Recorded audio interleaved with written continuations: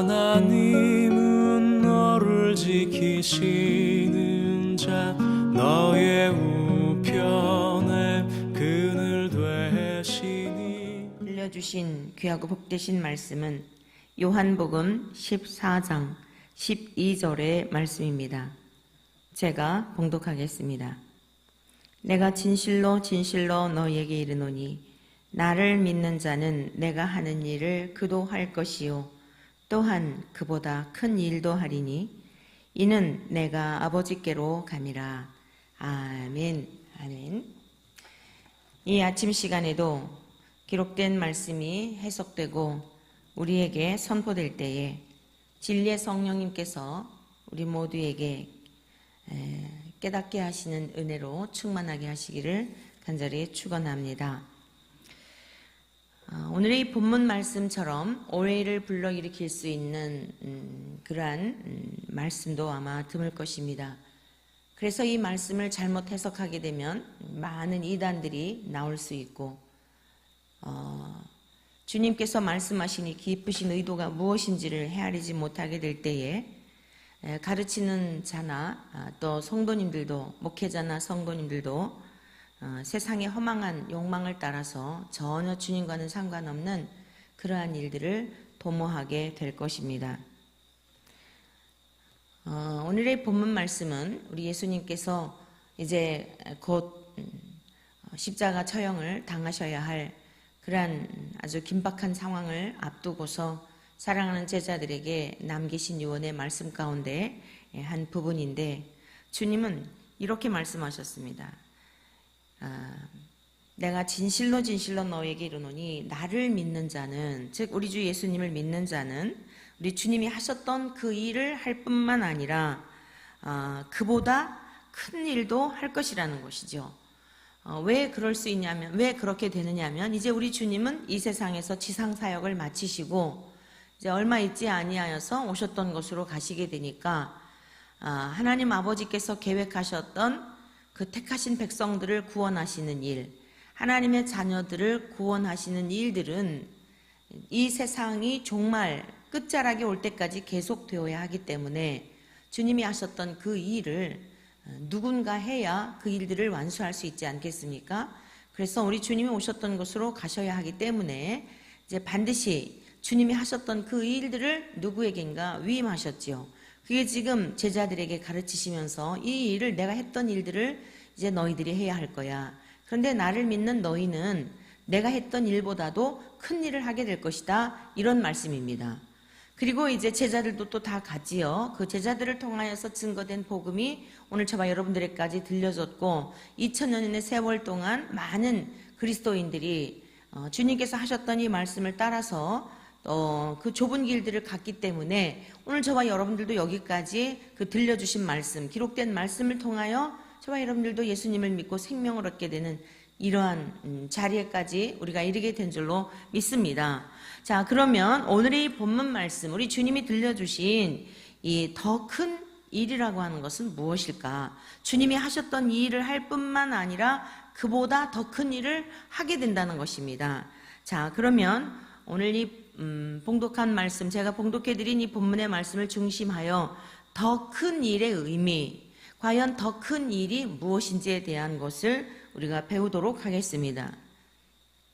이것은 어떤 죽은 자를 살리고 바다 위를 거니시고 이 초자연적인 일들을 행하는 그런 일의 의미를 말씀한 게 아니에요. 이 말씀을 그렇게 오해하기 때문에 이단들이 그렇게 많이 나온 겁니다. 별 신비적인 일들을 행하면서 신비주의에 빠지기도 한 것입니다. 제가 26살 때부터 이제 신학교를 졸업하고 사역을 시작하게 되었는데 개척 초기에 굉장히 많은 기적적인 일들이 일어났습니다. 아주 많은 기적적인 일들이 일어났어요.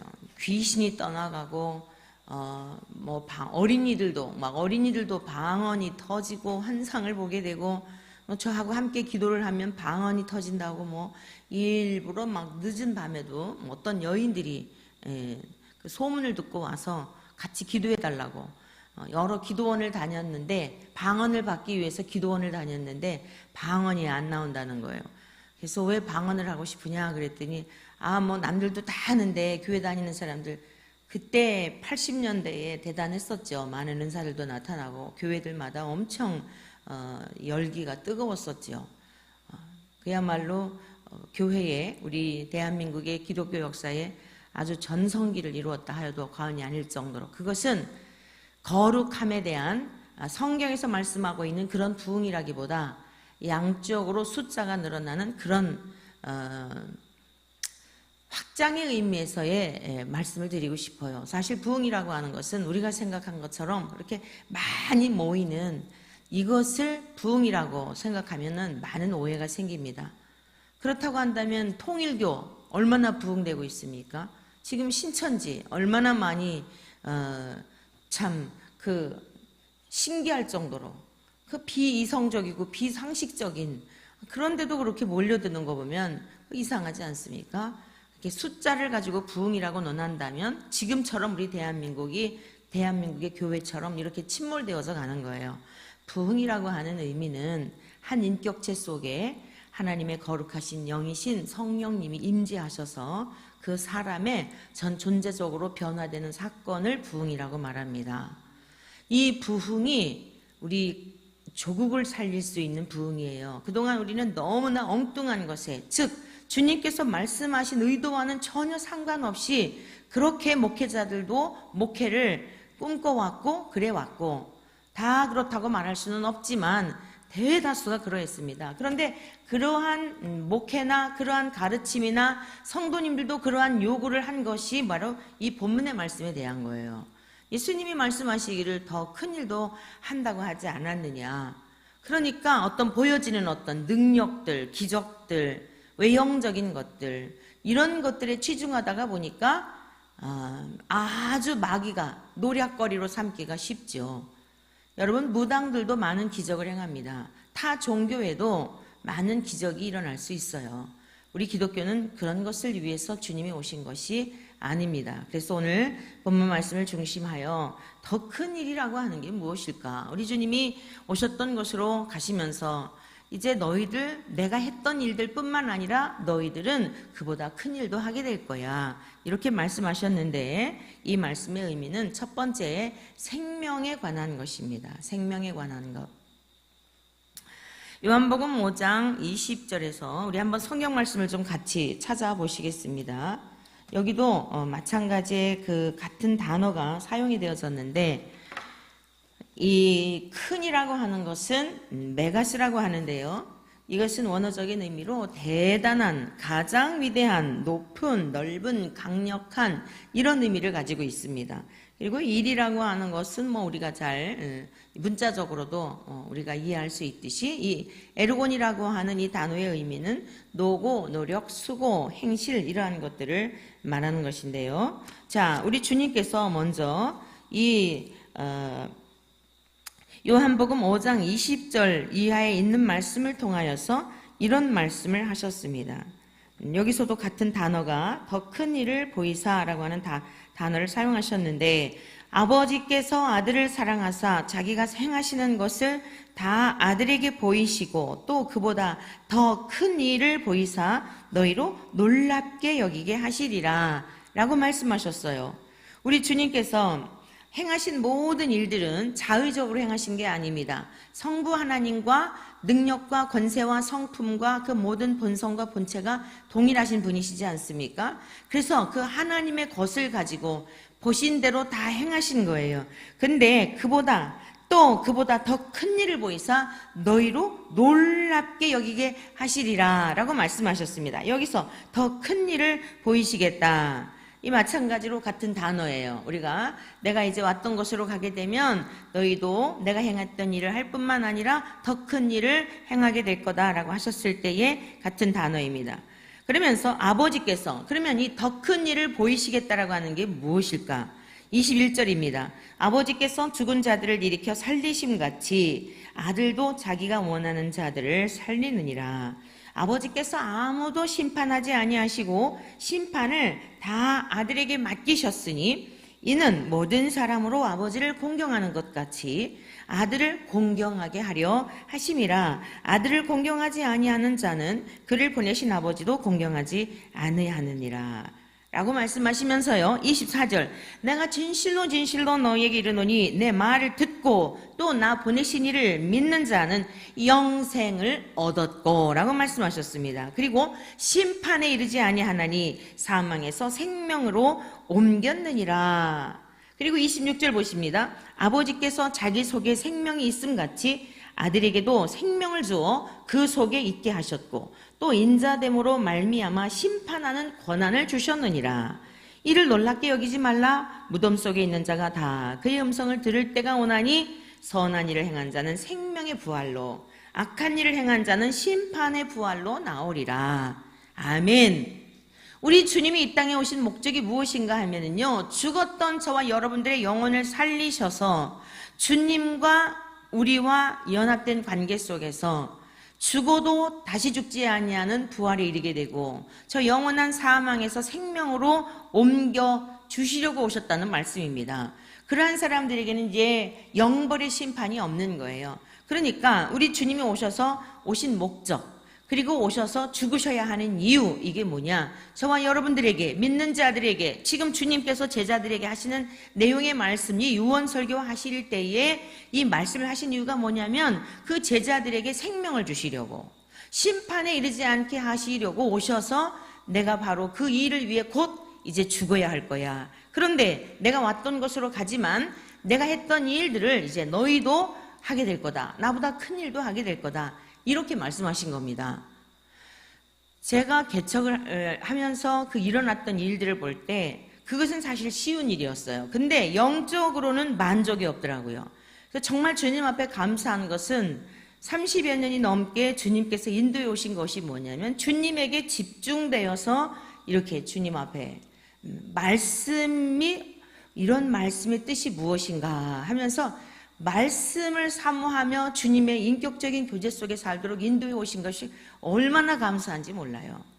사랑하는 성도 여러분들도 어떤 기적을 바라고 표적을 바라고 자꾸 능력을 구하다 보면 이단의 늑대들에게 잡혀먹기 쉽고 이단에 빠지기가 쉽습니다.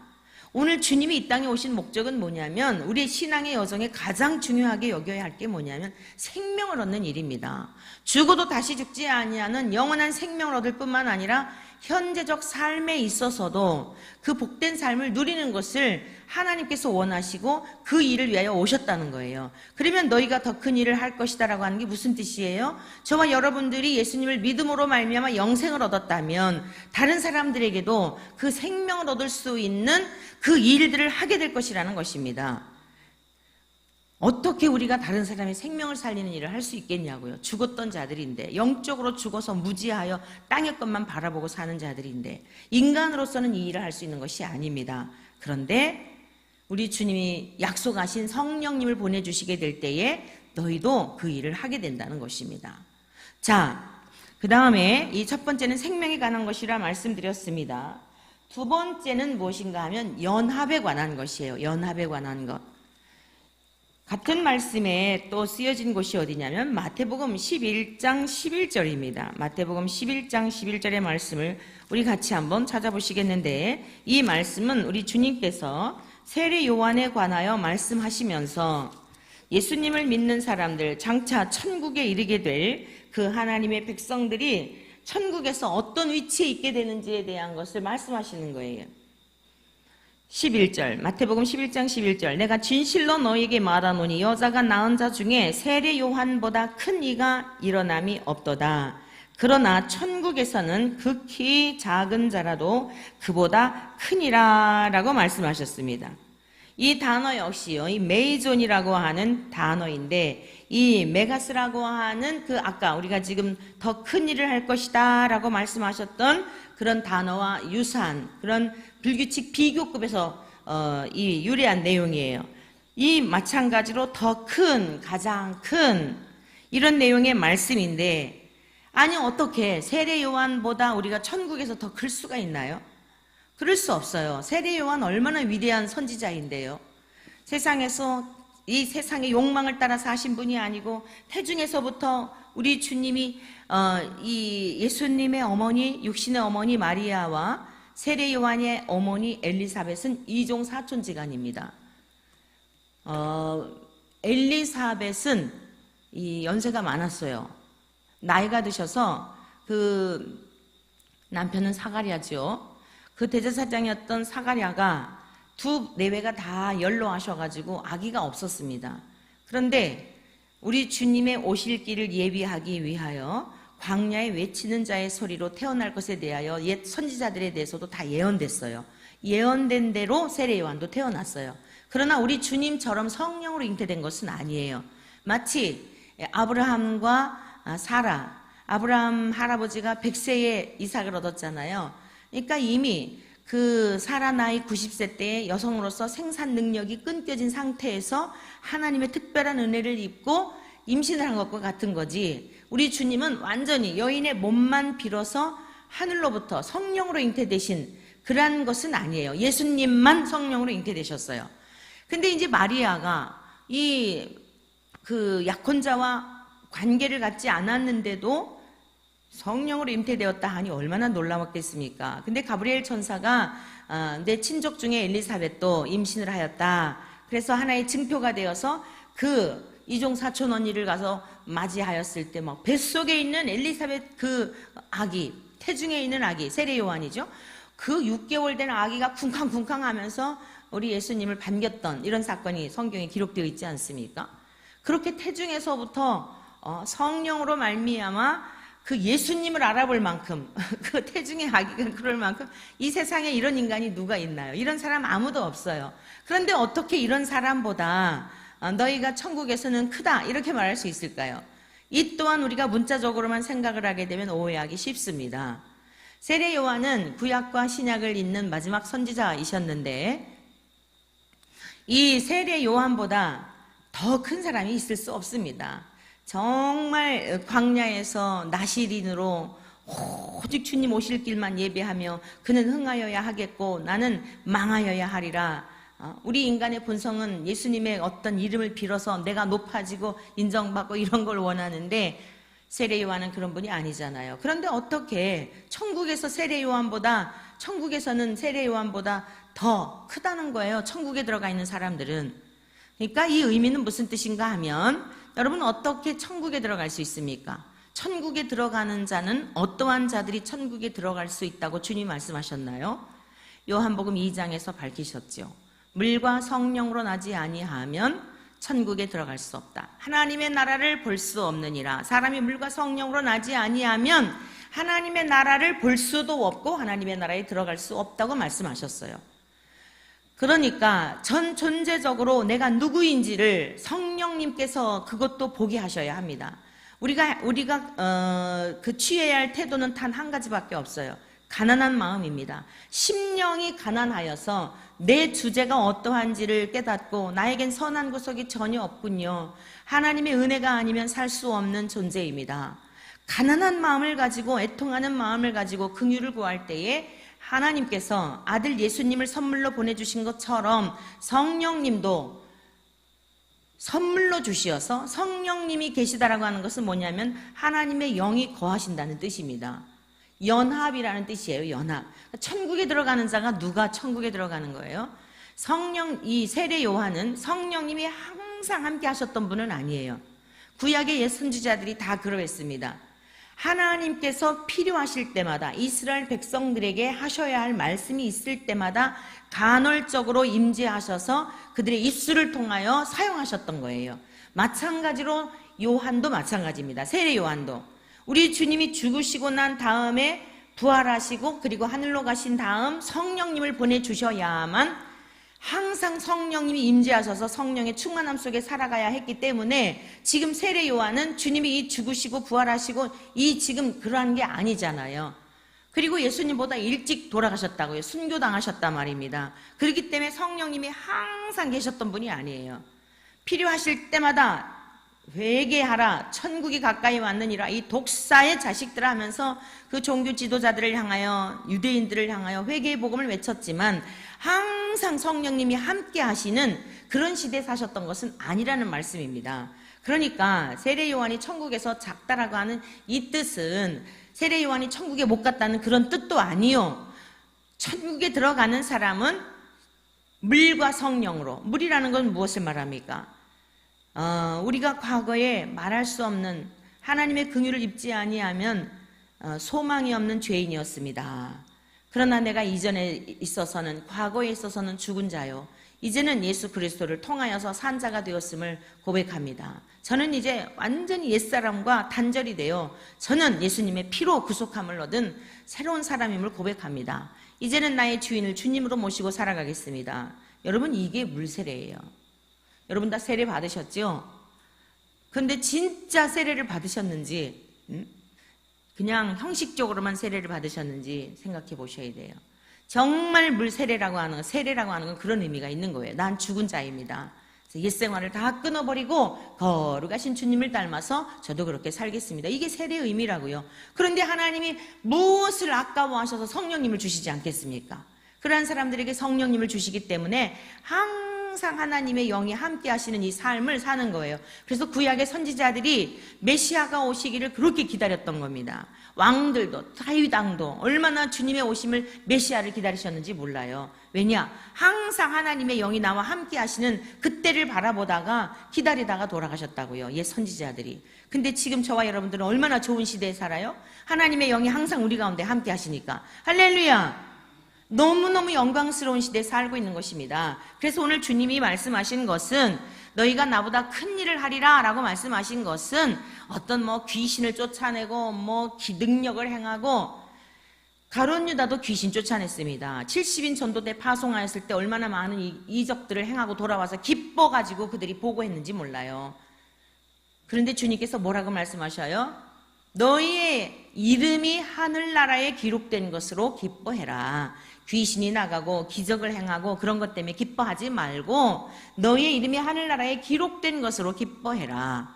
그러면서 마태복음 7장에서도 그 말씀했잖아요. 주여 주여 하는 자마다 다 천국에 들어갈 것이 아니요 오직 아버지의 뜻대로 행하는 자라야 들어가리니 라고 말씀하셨던 것도 같은 맥락의 말씀입니다. 그런 기적을 행했던 사람들 얼마나 많은 이단들이 나왔습니까? 그거하고는 상관이 없다는 말씀이에요. 하나님의 나라에 이름이 기록된 자는 어떤 자들입니까? 회개하고 주님께로 돌아와서 성령을 충만히 받아 하나님께서 인치신 그의 이름들을 꽝꽝 하늘나라 생명록에 기록된 자들이 구원 얻는 것이에요. 그러니까 주님이 오늘 이 말씀하신 뜻은, 더 큰 일이라고 하는 것은 바로 주의 성령님이 함께 하셔서 성령님과 동행하며 살다가, 이 땅에서도요 주님과 항상 동행하며 살다가 천국에 이르게 되는 그러한 일들, 옛 선지자들이 그토록 원했던 그 삶을 이제 너희들에게 주게 될 것이다. 내가 가게 되면 그 일을 행할 거야. 너희들이 그 일을 이제 은혜를 받을 뿐만 아니라 5장에서 우리가 이미 봤잖아요. 예수님께서 하신 모든 일은 하나님 아버지께서 하신 그 계획과 그 모든 일들을 성취하신 일들이란 말이에요. 그런데 이것을 믿는 자들에게도 지금 행하시겠다고 말씀하신 일관된 내용의 약속인 것입니다. 그래서 두 번째 더 큰 일이라고 하는 것은 주의 성령님이 우리 안에 임재하셔서 항상 함께 하시는 이러한 일들을 너희들이 보게 될 거다. 그리고 너희들 뿐만 아니라 다른 사람들에게도 너희들이 복음을 전하는 자가 되어서 그 일들을 행하게 될 거다. 그 약속하신 그대로 여러분 제자들이 그 삶을 살지 않았습니까? 사도 베드로가 나가서 복음 전하였을 때 3,000명, 5,000명씩 회개하고 돌아오는 일이 있었지요. 그런데 그 사람들도요, 예수님이 다 말씀의 씨앗을 뿌렸던 그들을 거둔 거예요. 3,000명, 5,000명씩 회개했던 뜬금없는 사람들이 아니라 예수님에게 떡을 먹었고 예수님으로부터 고침을 받았던 그 사람들을 이 주님의 제자들이 성령의 충만함을 받고 나니까 그 일들을 행하게 된 겁니다. 그래서 그 약속들은 그대로 응하여졌던 것을 보게 되지요. 자, 세 번째로는요, 이 더 큰 일이라고 하는 것의 의미는 무엇인가 하면 겸손에 관한 거예요. 겸손에 관한 거. 여러분, 인간이 가장 하기 힘든 일이 뭐라고 생각하세요? 겸손한 일입니다. 그것을 기억하셔야 돼요. 제가 인생의 많은 고난의 시간들을 경험해 보면서 하나님께서 저에게 무엇을 교훈하시고 나를 어떤 길로 인도하시려고 주님이 이러한 훈련을 하실까에 많은 관심을 가졌어요. 어떤 나타나는 이적과 표적에도 관심 갖지 않게 하시고 정말 주님 앞에 감사한 것은 주님에게만 집중되어 살도록 인도해 오신 것이 저에게 주신 가장 큰 선물이라고 생각해요. 여러분, 우리 인간은 본성적으로 절대 겸손할 수가 없습니다. 여전히 지금도 제 속에서 순간순간 불쑥불쑥 솟아오르는 이 교만의 이 본성, 교만의 이 쓴뿌리 때문에 얼마나 괴로움을 느끼는지 몰라요. 그래서 저는 죽을 때까지 제 인생의 목표가 뭐냐? 주님을 닮아서 온유하고 겸손한 자가 되는 거예요. 할렐루야! 여러분도 이것이 목표가 되시기를 간절히 소망합니다. 가장 할 수 없는 일이 겸손입니다. 우리 주님께서 유일하게 말씀하실 때에 너희는 내게로 와서 배우라. 나는 마음이 온유하고 겸손하니 너희는 내 멍에를 메고 나에게서 배우면 쉼을 얻으리라, 이렇게 말씀하셨어요.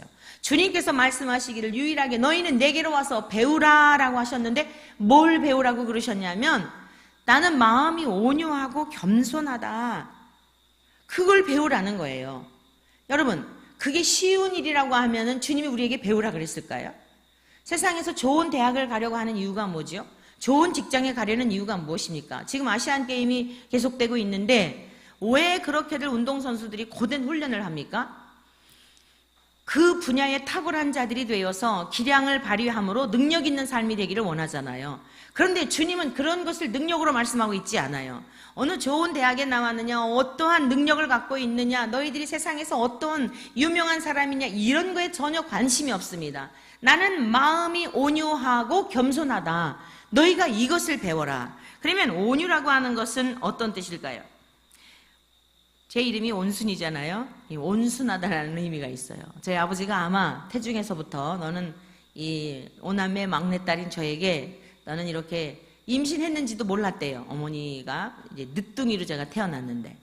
그래서 태어나서도 옛날엔 이름을 바로 짓지 않았잖아요.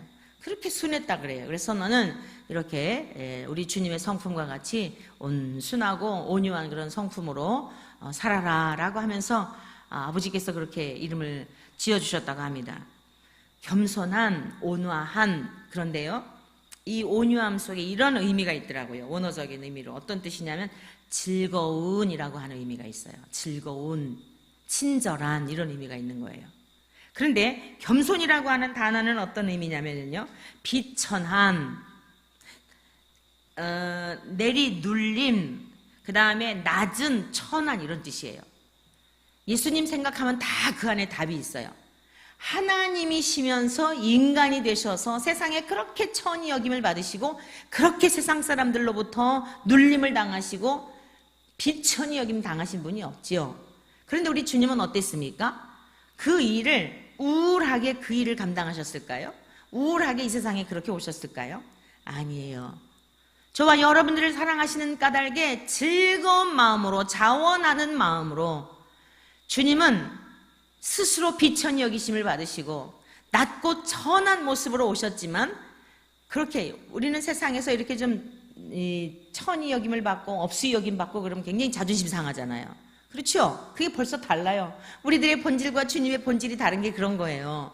왜 싸움이 납니까? 왜 가정에서도 싸움이 나요? 부부지간에도. 당신 왜 나 무시하는 거야? 특히 남편들은요, 이 아내에게 은근한 열등감이 있다 그래요. 그래서 심리학자가 연구를 했어요. 왜 이 남성들은 아내에게 열등감을 느낄까? 그랬더니 어머니의 태중에서부터 이 40주 이렇게 자궁 속에 있었잖아요. 그래서 심리적으로 눌려있다라고 해석하는 분도 계신데요. 일부분은 일리가 있기는 하지만 어찌됐건 많은 여성들이 상담할 때 그런 얘기를 해요. 저는 남편에게 그렇지 않은데 남편이 저를 보고 무시한다고 그래요. 그러면서 마음이 너무 어렵다고 이런 고백을 들은 적이 있는데요. 여러분, 다툼이라는 게 왜 다툼이 일어납니까? 무시를 당한다고 생각하니까 그런 거예요. 어디서든지, 직장에서든지. 그런데 우리 주님은 이 세상에 오셔서 어디 그렇게 귀중히 여김을 받았나요? 유대인들이 기회만 있으면 죽이려 하고 얼마나 그 말씀 하나하나 하시는 거에 목을 지키면서 책 잡을 것은 없나 이랬단 말이에요. 그런데도 주님은 그렇게 우울해 하셨습니까? 기가 죽으셨습니까? 당당하게, 그러나 친절하게, 그러나 겸손하게, 즐거운 마음으로 우리 주님은 저와 여러분들을 그렇게 사랑하셨다는 사실입니다. 우리 힘으로는 절대 그럴 수 없는데 주님이 오늘 지금 말씀하신 게 뭐냐면, 너희들도 나처럼 그렇게 세상에서 인정해주지 않을지라도, 내 이름 때문에 너희들이 박해를 당할지라도, 조롱을 당할지라도 기죽지 아니하고 당당하게 즐거움으로 오히려 너희를 박해하는 자들에게 친절을 베풀면서 그 길을 가게 될 것이야 라고 말씀하신 거예요. 더 큰 일이 뭐라고요? 겸손한 우리 주님의 성품을 담게 된다는 것을 말씀하신 겁니다. 우리 힘으로는 안 되는데 우리 안에 내주하시는 성령님을 통하여 저와 여러분들도 그러한 주님의 성품이 전가되어 우리도 살아낼 수 있다라고 하는 것을 말씀하는 것입니다. 사랑하는 성도 여러분, 가장 큰 능력은 무엇인가? 겸손입니다. 왜 겸손이 가장 큰 능력이냐면, 겸손한 자라야 천국에 들어갈 수 있기 때문입니다. 하나님의 나라를 유업으로 이룰 수 있기 때문입니다. 겸손하지 않으면 절대로 천국에 못 들어가요. 스스로 비천히 여기고 스스로 내가 얼마나 하나님 앞에 선한 구석이 없는지에 대한 것을 인정하지 않으면 못 들어갑니다. 그런데 그 천국, 하늘과 땅의 모든 것을 지으신 천국의 주인이신 그분, 아버지를 모시고 사는 것인데 세상에 이보다 더 부유한 자가 어디 있습니까? 그래서 겸손이 능력입니다. 왜 겸손이 능력이냐? 마귀를 이기는 능력인 줄로 믿습니다. 여러분, 마귀는요, 교만한 사람들을 먹거리로 종노릇하며 계속 자기가 주는 생각을 따라 살아가게 하는 거예요. 그러나 겸손한 사람은 마귀가 이길 수 없습니다. 우리 주님 성품 자체가 겸손한 분이었잖아요. 죽는 자리에까지 마귀가 자기가 이긴 줄 알았어요. 가룟 유다를 통하여서 은 30냥에 팔아 스승까지도 죽게 하는 이 사악한 원수 마귀가 주는 생각을 따라 행동했던, 얼마나 기뻐했겠습니까? 그의 마귀는 완전히 자기가 이겼다라고 생각을 한 겁니다. 그러나 사흘 만에 살아나셨죠. 겸손은 마귀를 이기는 능력입니다. 겸손은 다른 사람의 생명을 살리는 능력입니다. 우리 주님이 겸손하심으로 저와 여러분들의 생명을 살렸고, 저와 여러분들이 죽기까지 우리 주님 가신 길 순종하며 그 길을 따를 때에 다른 사람들의 생명도 살릴 수 있는 능력이 된다는 말씀이에요. 겸손은 원수까지도 복종시키는 능력입니다. 그 사랑하는 제자들 다 버리고 갔지만 끝까지 온유하고 친절하신 우리 주님이 그들을 용납하시고 사랑하셔서 다 주님의 사랑 앞에 굴복하여 그 길을 갔고, 저와 여러분들도 그 사랑 앞에 굴복당한 거 아닙니까? 뿐만 아니라 가장 큰 능력은 겸손인데, 그 겸손이 왜 능력이냐? 사람의 마음들을 얻게 돼요. 그 마음을 훔치기 위해서 얻는 게 아니라, 아, 저 사람을 보니 예수님을 볼 수 있다. 나도 저와 같이 예수님을 믿어야 되겠다. 오늘 이 시대를 살아가는 저와 여러분들, 우리 주님이 모범이 되시고 모델이 되셔서 어떠한 삶을 살아야 할지, 세상에 많은 사람들이 세상의 것들을 추구하며 세상의 어떤 능력들을 갈망하는 이 시대에 우리가 바라봤던 그런 것과는 전혀 다른 것으로 주님은 우리에게 가르쳐 주셨고 그 길을 따라오라고 말씀하신 겁니다. 사랑하는 성도 여러분, 무엇을 소망하며 살아가십니까? 여러분, 헛된 것들, 지금까지 우리가 살아온 그 삶으로 충분합니다. 헛된 것들을 소망해 살아왔던 그 삶에서 이제는 저와 여러분들이 온유하고 겸손하신 주님을 닮아서 더 큰 일을 행하리라 약속하신 말씀을 따라 이제는 내가 사는 것 아니요 내 안에 그리스도께서 사시는 이 복된 삶으로 말미암아 주님의 기쁨이 되고 즐거움이 되는 우리 모두 되시기를 주의 이름으로 간절히 축원합니다. 기도드리겠습니다.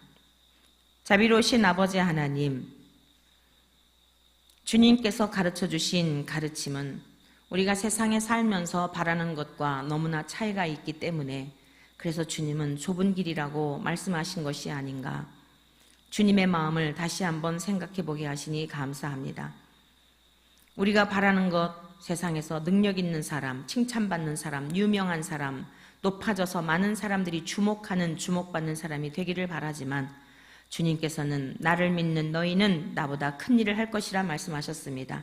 사람으로서 도저히 겸손할 수 없는 우리들에게 겸손할 수 있는 능력도 주시고 하나님 나라도 허락하여 주셔서 그 나라에 이르러 살게 하시고, 주님이 우리에게 생명을 주신 것처럼, 우리에게 생명을 얻도록 구원의 길이 되신 것처럼 우리들도 주님을 증거하여 많은 죽어 있는 영혼들을 생명의 길로 인도할 수 있는 그 엄청난 일들을 우리에게 위임하셨으니 이 일을 잘 감당할 수 있도록 주님의 성령으로 충만하게 하시고 온유하고 겸손하신 주의 영으로 충만하게 도와 주시옵소서. 우리 구주 예수님의 이름으로 기도드립니다. 아멘.